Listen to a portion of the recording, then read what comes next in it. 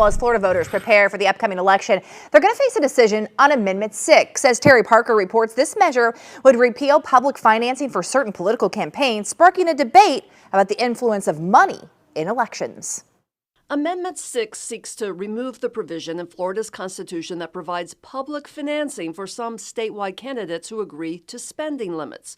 Originally introduced to level the playing field, it helps less funded candidates compete with well-financed ones. Supporters of the repeal argue that taxpayer money should be better spent on other priorities rather than funding political campaigns. People that support this would probably argue that they don't want to use state funds to pay for political campaigns and that the funds could be better directed elsewhere.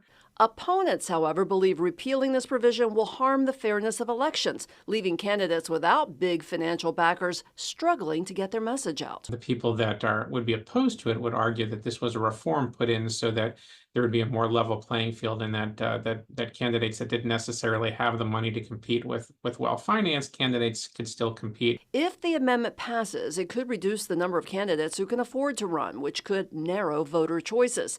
The measure has sparked a partisan divide, with Republicans largely backing the repeal, saying state money shouldn't fund campaigns, while Democrats argue it ensures a more competitive and fair election process. You have the partisan distinction, and there is sort of a larger ideological question about the role government should have in campaigns and into leveling the playing field.